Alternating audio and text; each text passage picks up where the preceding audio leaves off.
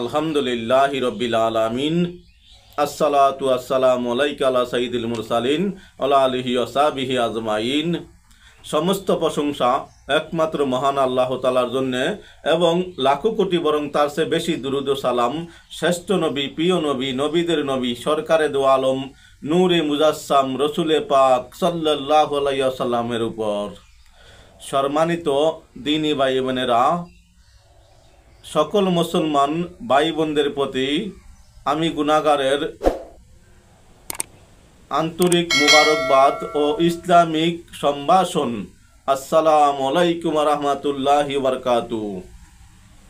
সম্মানিত দ্বীনী ভাই বোনেরা, আমরা ধারাবাহিকভাবে দেখতেছিলাম শয়তানের মোকাবেলা ও আল্লাহ প্রাপ্তির উপায়।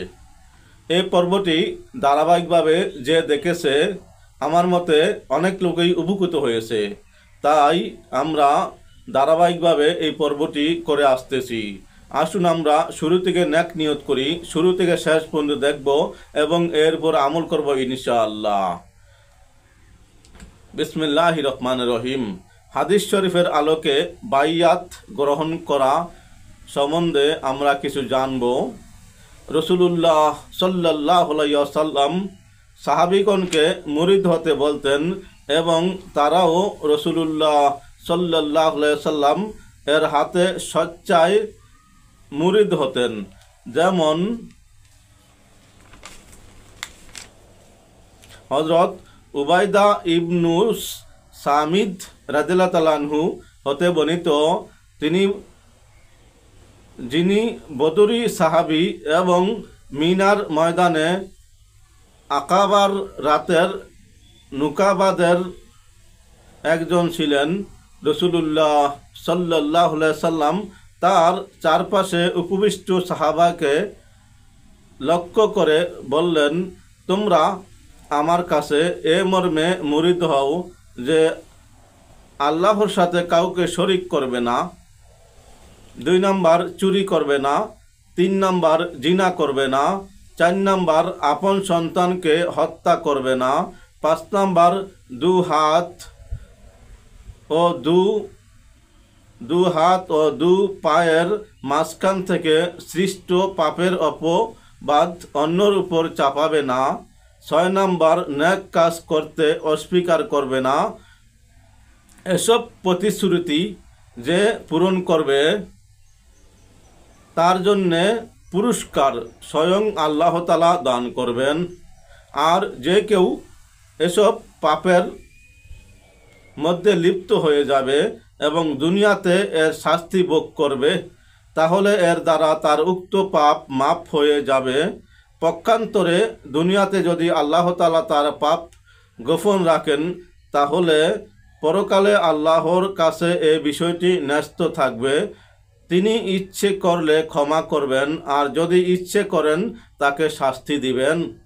হযরত উবাইদা রাদিয়াল্লাহু তাআলা আনহু বলেন, ফলে আমরা রাসূলুল্লাহ সাল্লাল্লাহু আলাইহি ওয়াসাল্লাম এর হাতে উক্ত বিষয়ের শর্তে বাইয়াত গ্রহণ করলাম ও মুরিদ হলাম। হাদিস সহিহুল বুখারী, হাদিস নং 18। অপর হাদিসে হযরত আউফ ইবনু মালিক আল আশজাই রাদিয়াল্লাহু তাআলা আনহু হতে বর্ণিত, তিনি বলেন, আমরা 9 কি 8 কি 7 জন ব্যক্তি রাসূলুল্লাহ সাল্লাল্লাহু আলাইহি ওয়াসাল্লাম এর দরবারে উপস্থিত ছিলাম। তখন তিনি বললেন, তোমরা কি আল্লাহর রসুলের কাছে মুরিদ হবে না? আমরা হাত প্রসারিত করে বললাম, হে আল্লাহর রসুল সাল্লাল্লাহু আলাইহি ওয়াসাল্লাম, আমরা তো আপনার কাছে মুরিদ হয়েছি, এখন কি বিষয়ের উপর আমাদেরকে মুরিদ করবেন? তিনি বললেন, আল্লাহ তাআলার ইবাদত করবে, তার সাথে কাউকে শরিক করবে না, 5 ওয়াক্ত সালাত আদায় করবে, আমার আদেশ শুনবে ও মানবে, আর কিছু গোপনে বললেন তা হলো মানুষের কাছে কিছু চাইবে না। তাদের অনেকের অবস্থা আমি এমন দেখেছি যে তাদের হাতের ছড়ি পড়ে গেলেও তা কাউকে তুলে দিতে বলতেন না। মুসলিম শরীফ, হাদিস নং 2450 আবু দাউদ ও নাসাই শরীফ। আমরা সর্বশেষ বিষয়টি যা কিছু বুঝলাম, কারো কাছে হাত পাতব না, অর্থাৎ কারো কাছে চাইব না, চাইব আল্লাহর কাছে, উসিলা দেব নবী ও আউলিয়াদেরকে, ময় মুরব্বের উসিলা দিয়ে চাইব, ইনশাআল্লাহ আমরা ঠকব না। অপরাধীসে হজরত জারির ইবনু আবদুল্লাহ রাদিয়াল্লাহু তাআলা আনহু হতে বর্ণিত, তিনি বলেন, আমি রাসূলুল্লাহ সাল্লাল্লাহু আলাইহি ওয়াসাল্লাম এর হাতে সালাত আদায় করা, জাকাত দেয়া এবং সমস্ত মুসলমানের কল্যাণ কামনা করার প্রতিশ্রুতিতে মুরিদ হলাম। বুখারী শরীফ হাদিস নং 57। সম্মানিত দ্বীনী ভাই বোনেরা, সম্মানিত ভিউয়ার্স, বর্তমান প্রেক্ষাপটে আমরা দেখি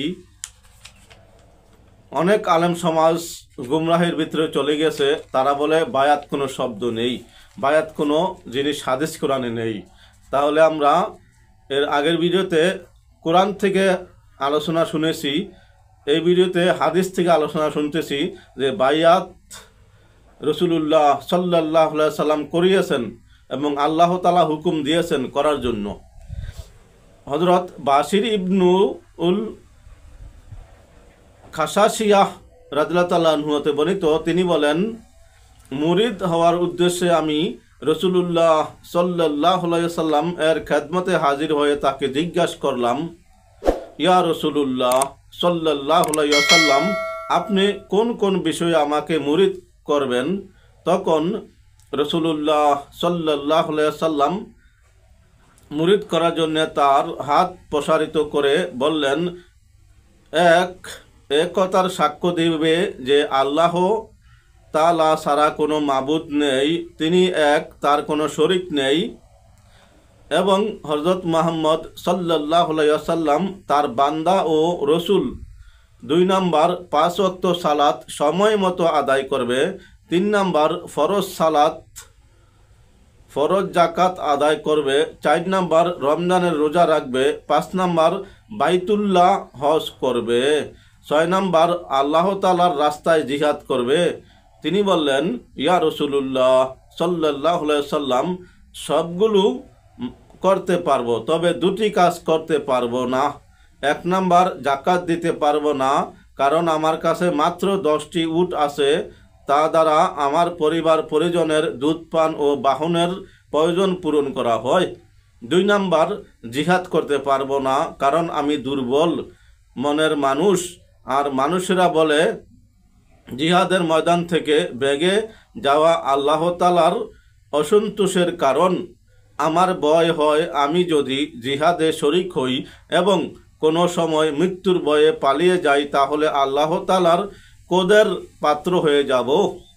তখন রাসূলুল্লাহ সাল্লাল্লাহু আলাইহি সাল্লাম তার হাত ধরে জাকি দিয়ে বললেন, আরে বাশির, জাকাত দিবে না এবং জিহাদ করবে না, তাহলে তুমি জান্নাতে যাবে কিভাবে? তখন আমি বললাম, ইয়া রাসূলুল্লাহ সাল্লাল্লাহু আলাইহি সাল্লাম, দয়া করে আপনার হাত প্রসারিত করুন, আমি মুরিদ হব। রাসূলুল্লাহ সাল্লাল্লাহু আলাইহি সাল্লাম স্পীয় হাত মুবারক প্রসারিত করলেন এবং উপরোক্ত সবগুলো বিষয়ের উপর আমি মুরিদ হলাম। কানজুল উম্মাল হাদিস নং 36865। হাসান ইবনুন সুফিয়ান তাবরানি ফিল আওসাত, Abu Nuaim Nasai, Baihaqi, ibn Asakir. সম্মানিত ভিউয়ার্স, আজকে আমরা যা কিছু শুনলাম, আসুন নিয়ত করি এর উপর আমল করব ইনশাআল্লাহ। হাদিসে পাকে আছে, কেউ যদি নেক নিয়ত করে মহান আল্লাহ তাআলা তাকে তাৎক্ষণিক অর্ধেক সওয়াব দিয়ে দেন, এবং কাজ সমাধা হলে কত দিবেন আল্লাহ তাআলা ভালো জানেন। তাই আসুন সকল কাজের পূর্বে নেক নিয়ত করি, দুনিয়া আখিরাতে কামিয়াব হই। উপকার মনে হলে একটি সাবস্ক্রাইব ও শেয়ার করে পাশে থাকার আহ্বান। যারা ফেসবুকে দেখছি একটি ফলো করি এবং শেয়ার করে দেই। আসসালামু আলাইকুম।